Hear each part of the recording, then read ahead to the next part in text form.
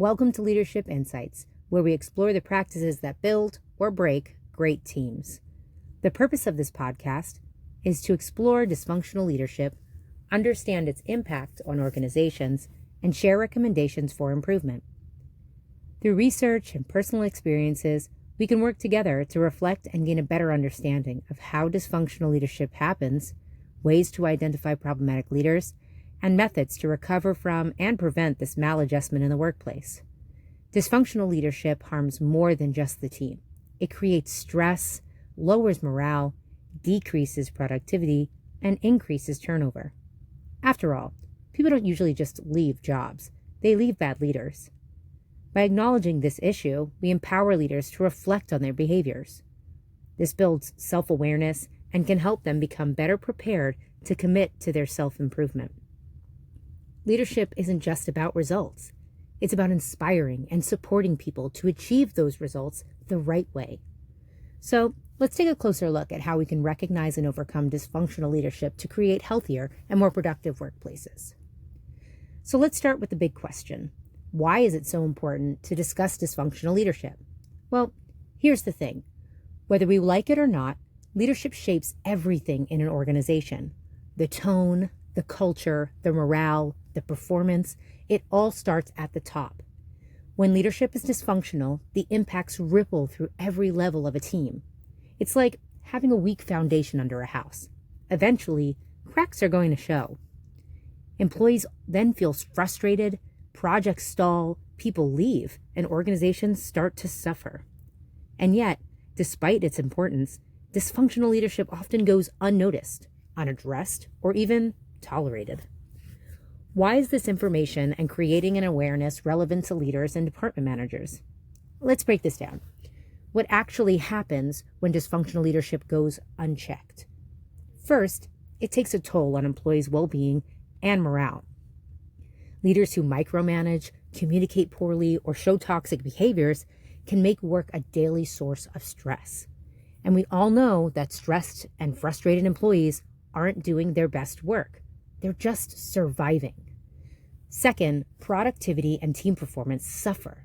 When leadership creates confusion, distrust, or tension, teams cannot function effectively. Think about it. How can you focus on achieving goals when you're constantly worried about unclear instructions, lack of support, or negative feedback? Third, turnover increases. This is a big one. As I stated earlier, people don't just leave a job just to leave a job. It's more often the case that they are leaving bad leadership. Dysfunctional leadership creates environments where employees don't feel valued or supported, so they pack up and leave. And replacing employees is costly. Hiring, training, and onboarding all takes a toll on time and resources for the company. And finally, dysfunctional leadership harms the overall culture and reputation of an organization. A toxic environment doesn't just affect current employees. Word gets out. It becomes harder to attract top talent and build trust with stakeholders. Leaders really set the tone for what an organization stands for, and when that tone is unhealthy, it shows.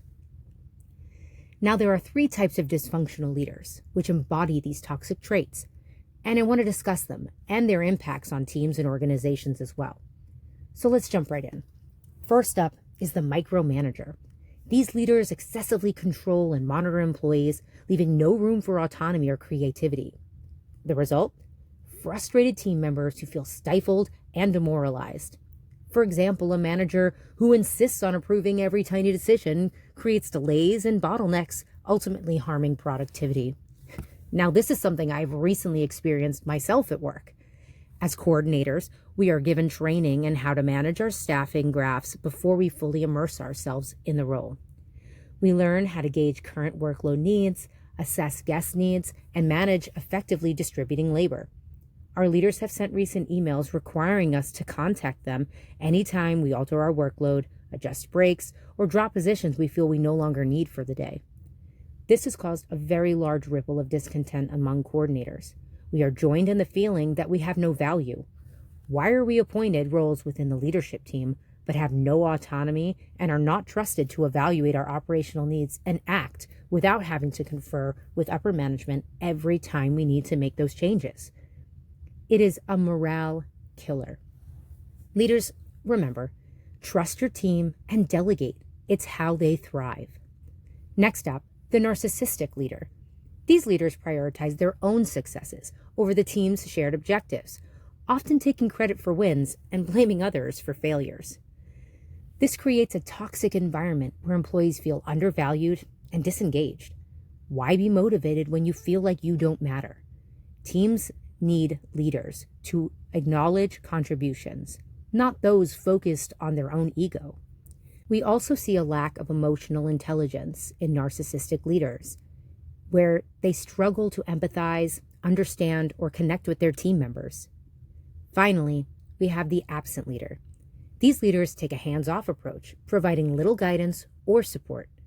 While they may think they're empowering their teams, it often leaves employees feeling abandoned and directionless.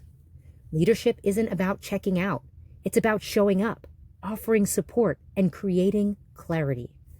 In summary, whether it's micromanagement, narcissism, or absenteeism, these leadership styles harm morale, performance, and organizational success. Recognizing these styles of leadership is the next step towards change. Great leadership balances trust, accountability, and support, because when leaders lead well, teams succeed. Let's address a real-world example of toxic leadership in a highly regarded leadership role, a corporate CFO.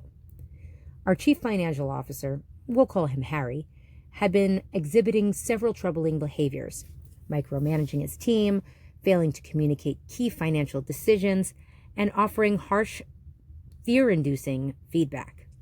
Worst yet, he was misrepresenting financial data to manipulate decisions, all while showing little concern for the well-being of his team. The impact?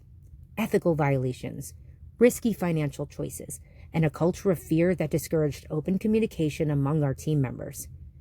This type of behavior isn't just harmful on an internal level. It could jeopardize the company's long-term growth, damage shareholder trust, and even result in legal compliance issues. To address this, I have recommended implementing a 360-degree feedback system. This is a very common checks and balances strategy. This system develops an anonymous feedback loop from peers, subordinates, and supervisors that would guide targeted leadership training in emotional intelligence, ethical decision-making, and communication, areas that have been identified as weak points for Harry. These contributions can help misguided leaders like Harry become more efficient and collaborative leaders. The ultimate goal is to improve and not remove him, while ultimately fostering a healthier, more sustainable company culture. So, what is the importance of self-awareness in leadership development? I'm glad you asked.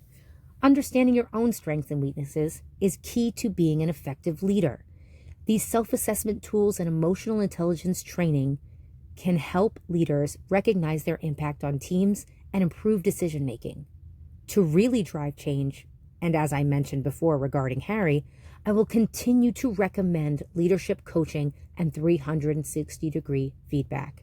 These tools give leaders valuable insights from their coworkers, employees, and supervisors, encouraging growth and accountability.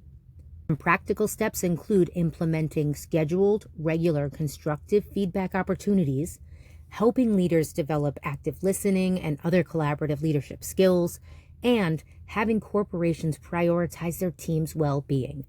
For management, it's crucial to identify and address dysfunctional behaviors within teams. Put in the efforts to encourage an environment where reliability, progression, and respect are at the forefront. By focusing on these areas, leaders can build stronger and more stable organizations. I want to thank you for tuning in to my Dysfunctional Leadership Insights podcast. Before I go, I want to quickly recap the key points we discussed today. Dysfunctional leadership, whether it's micromanagement, toxic behaviors, or a lack of communication, can have a lasting impact on teams and organizations. Recognizing and addressing these behaviors is critical for creating a healthier, more productive workplace. As leaders, we must strive to lead with empathy, accountability, and trust. Let's challenge ourselves to reflect on our leadership practices and ask, am I supporting my team, encouraging open communication, and fostering trust? By doing so, we can drive our teams to success, cultivate an environment of collaboration and growth. Thank you for your time today. I'd love to hear your thoughts and insights, so feel free to reach out with feedback or continue the conversation. Until next time, keep leading with purpose and integrity.